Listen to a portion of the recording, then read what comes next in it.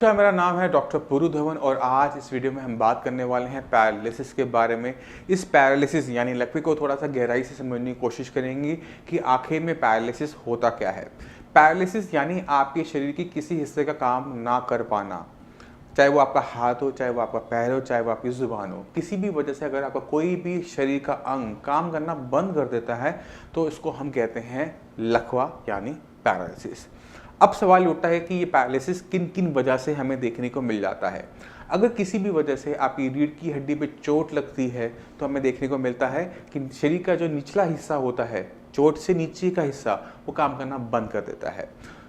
दूसरा कारण सबसे बड़ा होता है वो है ब्रेन स्ट्रोक। अगर आपके ब्रेन के अंदर किसी टाइप का क्लॉट आया है या ब्रेन हैमरेज हुआ, नस फटी है, तो दिमाग का एक हिस्सा काम करना बंद कर देता है। अब दिमाग के हिस्से के काम बंद करने की वजह से नुकसान क्या होता है कि हमारे हाथ पैर को चलाने की क्षमता चली जाती है।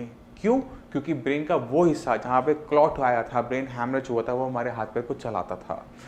तो दूसरा कारण हमारा हो गया ब्रेन स्ट्रोक। तीसरा कारण होता है पॉइजनिंग। अगर किसी भी वजह से हमने कोई गलत चीज़ खा ली, कोई पॉइजन खा लिया जिससे हमारे नर्वस सिस्टम को बेकार कर दिया, तो उस कंडीशन के अंदर भी बॉडी में पैरालिसिस हो जाता है। तो ये मुख्य कारण होते हैं किसी के भी पैरालाइज होने के, लकवे होने के। मगर इसमें सबसे बड़ा कारण होता है ब्रेन स्ट्रोक, यानी ब्रेन के अंदर किसी टाइप का क्लॉट आना या ब्रेन हैमरेज होना। क्यों सबसे बड़ा कारण है? क्यों ये हमें 95% से ज़्यादा केसेस के अंदर देखने को मिलता है लकवे के? क्योंकि इसके पीछे जो कारण है वो बहुत कॉमन है। अगर आपका बीपी हाई रहता है तो ब्रेन स्ट्रोक होने की संभावना ज़्यादा है, ब्रेन हैमरेज होने की संभावना ज़्यादा है। इसकी वजह से आपको लकवा हो सकता है। अब बीपी तो हर दूसरे इंसान को होता है, चलिए कोई बात नहीं। अब चलते हैं डायबिटीज़ के ऊपर। हर दूसरे घर में मिलती है, मगर अगर आपको डायबिटीज़ है तो खून के अंदर थक्के भरने की संभावना बढ़ गई। तो ये खून का थक्का अगर आपके ब्रेन के अंदर चला जाता है तो ब्रेन के हिस्सों को प्रॉपर तरीके से ब्लड नहीं पहुंच पाता और ब्रेन का हिस्सा डैमेज हो जाता है। इसी वजह से, क्योंकि जो ब्रेन स्ट्रोक है, ब्रेन के अंदर जो क्लॉट आ रहे हैं, वो बहुत कॉमन बीमारियों की वजह से होता है, बीपी की वजह से, शुगर की वजह से, कोलेस्ट्रॉल की वजह से। इसलिए ब्रेन स्ट्रोक सबसे बड़ा पैरालिसिस का कारण होता है। अब सवाल ये उठता है कि पैरालिसिस को तो हम समझ गए, शरीर के हिस्से का काम ना कर पाना, और उसमें ये भी समझ गए कि अगर किसी तरह से चोट लगती है या दिमाग को नुकसान पहुंचता है या पॉइजनिंग की वजह से ये हो जाता है। तो हम ये तो समझ गए कि पैरालिसिस के होने के सबसे बड़े कारण बीपी, शुगर, कोलेस्ट्रॉल है। अब इसे अगर हम कंट्रोल करके चलते हैं तो हम फ्यूचर के अंदर लकवे से बच जाते हैं। अगर हम अपनी लापरवाही बनाए रखेंगे, मीठा खाएंगे, बहुत ज़्यादा कोलेस्ट्रॉल अपनी बॉडी में रखेंगे, वजन बढ़ाएंगे या बीपी को हाई बढ़ा छोड़ देंगे, तो हमें क्या होगा? लकवे की होने की संभावना बढ़ जाती है। अब सवाल ये उठता है कि अगर किसी को पैरालिसिस हो गया है, वो क्या कर सकता है? ब्रेन के अंदर जब किसी टाइप का नुकसान हो जाता है तो उसकी भरपाई आसान नहीं होती, क्योंकि जो हिस्सा मर गया है वो जिंदा नहीं हो सकता, हमें कुछ नया करना पड़ेगा। तो अगर हम एक पैरालिसिस पेशेंट को अपने सामने रखते हैं और जिस दिन उसको पैरालिसिस हुआ है उस दिन उसको देखते हैं, तो हमें देखने को क्या मिलता है कि पेशेंट बोल नहीं पा रहा, चल नहीं पा रहा, हाथ नहीं काम कर रहे। मगर अगले 6 महीने के अंदर पेशेंट के अंदर सुधार होता है, पेशेंट दोबारा से चलना शुरू कर देता है, हाथ पैर में ताकत आनी शुरू हो जाती है। पेशेंट को ये लगता है कि मैं पूरा ठीक हो जाऊंगा, बट ऐसा हो नहीं पाता। 6 महीने बीतने के बाद नुकसान क्या होता है कि उसकी जो सुधार हो रहा था वो कहीं ना कहीं रुक जाता है।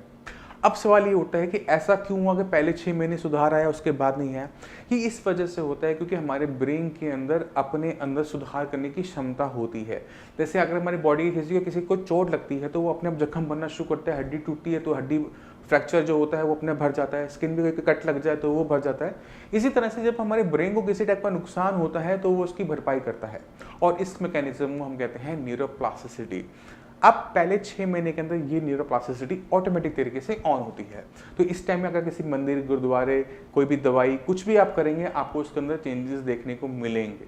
इसी वजह से मैक्सिमम डॉक्टर चाहते हैं कि पैरालिसिस के नए केसेस हैं, बहुत पुराना पैरालिसिस का केसेस ना आए, क्योंकि पैरालिसिस जितना पुराना होता चला जाता है, 6 महीने से ज़्यादा हो गया तो उसको लाइलाज समझ लिया जाता है कि ये अब ठीक नहीं होगा।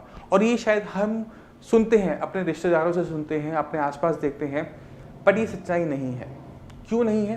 क्योंकि हम सीक्रेट जानते हैं कि अगर हमें पैरालिसिस पेशेंट के अंदर इंप्रूवमेंट लेकर आनी है तो हमें न्यूरोप्लास्टिसिटी को ऑन करना पड़ेगा, ब्रेन के अंदर दोबारा से वो हीलिंग वाली पावर लेकर आनी पड़ेगी।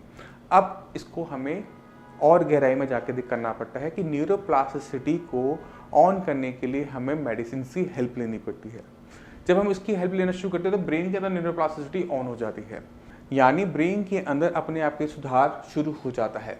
तो जब भी हम पैरालिसिस पेशेंट के अंदर ब्रेन के अंदर हीलिंग होनी शुरू होती है तो कुछ चीज़ों को देखते हैं। ब्रेन का जो हिस्सा मर गया है वो जिंदा नहीं हुआ। ब्रेन के जो पुराने सेल्स हैं उन्होंने ही अपने बीच में कनेक्शंस को बनाया, जिन्हें हम इंटरडेंड्राइट कनेक्शंस कहते हैं, जिसकी वजह से हमारा दिमाग के अंदर विकास होता है। जब हम किसी भी तरह से इंटरनेट कनेक्शन पे काम करना शुरू करते हैं तो इनको सिखाना भी पड़ता है। ये जो नया दिमाग का हिस्सा बना है इसे सिखाना पड़ता है। इसलिए पैरालिसिस पेशेंट के लिए एक्सरसाइज रिपीटेशन के अंदर ज़रूरी हो जाती है। यानी अगर पेशेंट को हम साइकिलिंग करवाएंगे तो साइकिलिंग में अच्छा हो जाएगा, अगर पेशेंट को हम चलाएंगे तो चलने में अच्छा हो जाएगा।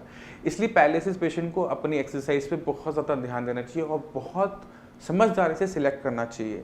जिस काम को वो करना चाहता है ठीक होने के बाद उसे पहले करना चाहिए, उसे वो अभी से शुरुआत कर देनी चाहिए, क्योंकि वो सारे काम पहले जैसे नहीं कर पाएगा। क्योंकि आपकी उम्र हो सकती है 40 साल, मगर जो हिस्सा अब बना है उसकी उम्र तो अभी ही कुछ महीने ही है, कुछ दिन ही हैं, तो उसको पूरा 40 साल तक का विकास देना आसान काम नहीं होता।